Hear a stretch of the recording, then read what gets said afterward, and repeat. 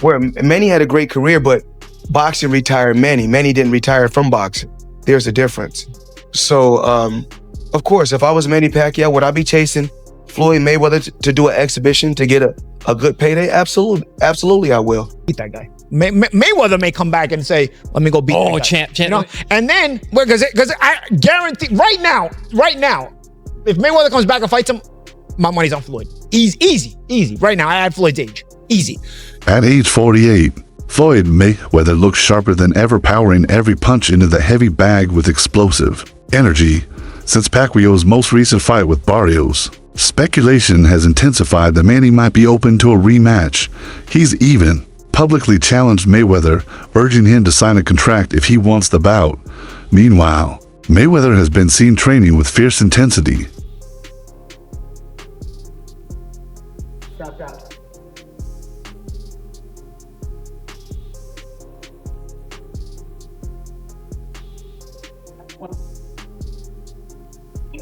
Double hook, right?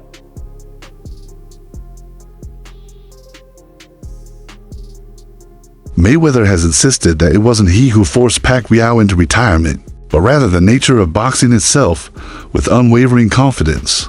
He remarked that if he were in Manny's position, he too would seek another fight, especially one offering a huge payday. Floyd's comments underline his grasp of boxing's business side, implying Pacquiao's real motivation is financial gain more than legacy or pride. Where Manny had a great career, but boxing retired Manny. Manny didn't retire from boxing. There's a difference. So, of course, if I was Manny Pacquiao, would I be chasing Floyd Mayweather to do an exhibition to get a good payday? Absolutely, I will.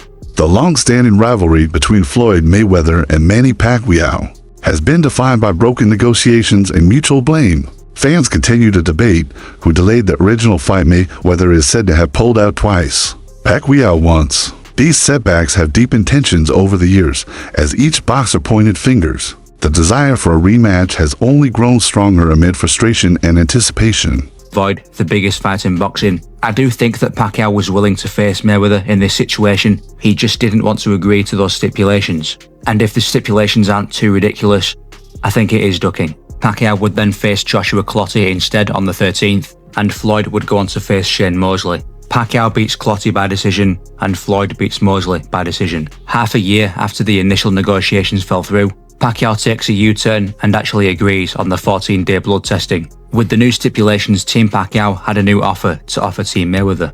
And the way they saw it, if there was no testing disputes, Floyd should be eager to take the fight. So Floyd was given a deadline to accept the deal. Top Rank was very public about this and even gave a countdown on their public website. However, one thing that needs to be considered in this situation is that Bob Arum never disclosed the actual conditions of the contracts. So there could be unfair stipulations against Floyd on the contracts. Critics argue that Mayweather has steered clear of a rematch due to fear not just of losing, but of losing to a fully healthy Pacquiao. In their first encounter in 2015, Manny fought with a shoulder injury, which many believe hampered his performance. The speculation is that a healthy Pacquiao could have beaten Floyd. This belief fuels suspicion that Floyd is reluctant to jeopardize his spotless record and legacy. My eyes keep telling me, wait, does Manny look like a steroid creation? Does he look like some mini Schwarzenegger? Well, I can give you any other thing that steroid can do, but not natural hand quickness. So if you're right about how Floyd Mayweather is the greatest defensive tactician in the history of boxing, what should he care about how ripped or big the head is of Manny Pacquiao? 27. Pretty boy Floyd is worried that for the first time in his career, he is going to get hit and hit and hit. He's going to get cut. He's going to get hurt. He is scared to Man Pacquiao! Commentator Joe Rogan voiced skepticism on Mayweather's strategic timing in scheduling their first fight. He suggested Floyd waited until signs of Manny's decline, such as his knockout loss to Juan Manuel Marquez, before committing. The implication is that Mayweather picked a moment when Manny was past his peak, favoring risk management over competition. Mayweather just did such a smart thing, but also a devious thing. Waiting until Pacquiao was older, waiting until he slowed down, and then Devious is not illegal in boxing. It's encouraged. Devious can be an asset. That's how you retire with a I 50-0 give record. Floyd credit for brilliance. It would have been an interesting fight had he fought Pacquiao when he was younger, in his prime. It would have been a very different Would have been fight. a more interesting fight. Much more different. Because Much more difficult fight. any go-forward physical warrior like Pacquiao is going to wear down. Exactly. And any brilliant counterpuncher like Floyd is going to retain more. Also, the fact that Pacquiao fought him with a bum shoulder. Money talks. Yeah, I mean, look, I guess he was faced with this thing, legacy, or, I mean, it was the biggest pay-per-view of all time in boxing. I think it was like 4 million buys or something crazy like that. It was huge. Yeah, give him a cortisone shot, throw him out there.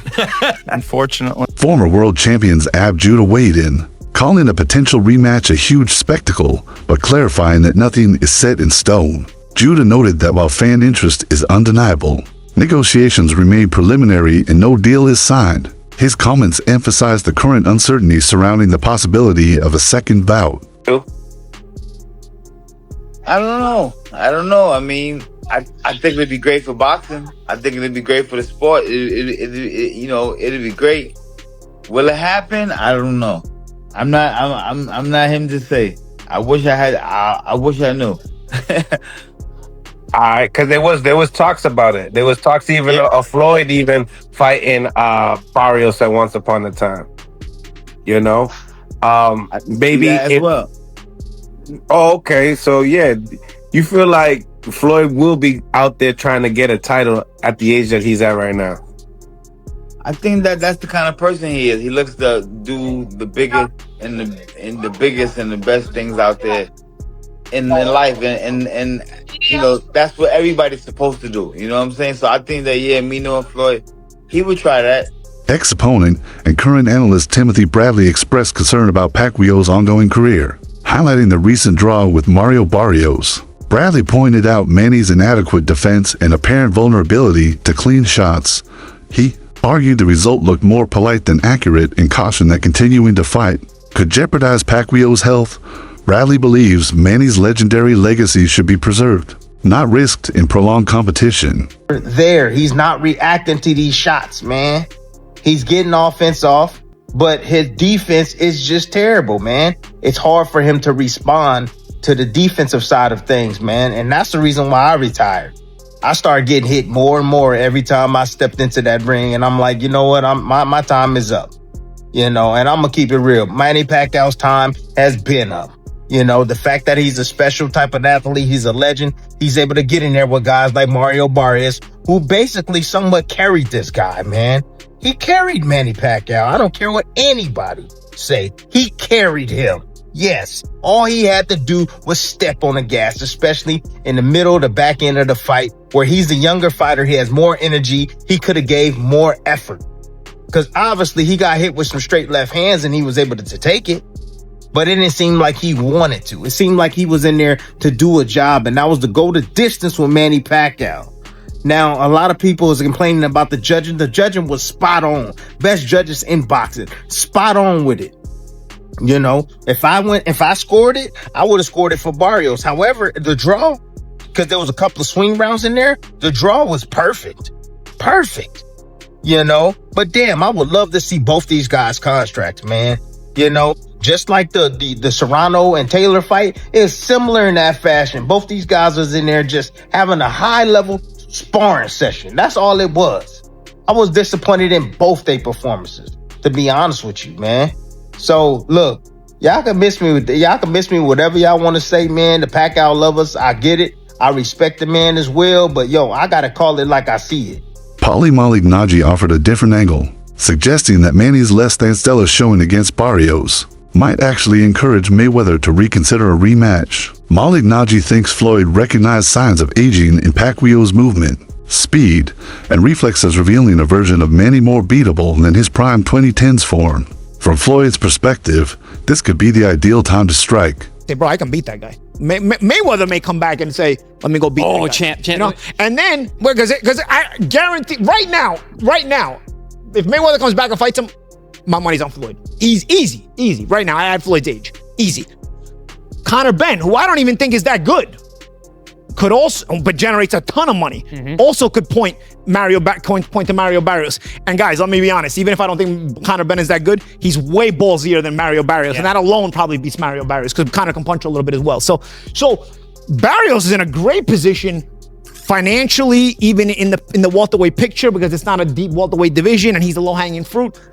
We're in a time where mediocrity is rewarded at a high level. And so... Well, not just in boxing. That's yeah, but with boxing discussion right now, so Mario is actually in a great position. He's in a better position than really good fighters like freaking David Benavidez and things like that who can't get anybody to fight him. Public excitement for a Mayweather-Pacquiao rematch remains high, especially from those who felt the original fight lacked excitement. Still, experts warn the second bout could take the form of an exhibition rather than a sanctioned contest, keeping their records intact and reputations intact while still delivering nostalgia-fueled spectacle. So for, I don't know, 2-3 years before the fight took place, I'd be walking down a hallway in a hotel in Vegas or standing in an airport or walking down a sidewalk somewhere and somebody would grab me and say, when am I going to see Mayweather-Pacquiao? And every time that happened, I would look at them and say, what is it you expect to see? Okay? Why are you so excited about a fight, which I promise you is not going to yield combat, is not going to yield anything in the way of marketable violence, which is going to be an exhibition of one person's tremendous skill, technique, defensive capability, and is not going to be the can't miss fight that you think it is. And people would give me blank looks. Huh? You know, what are you talking about? I can't wait to see Mayweather-Pacquiao. So it happened. I would have liked to see him fight Pacquiao early. Now, I will say this. He was on to something because I agree. Pacquiao should have took been willing to take the Olympic style drug test.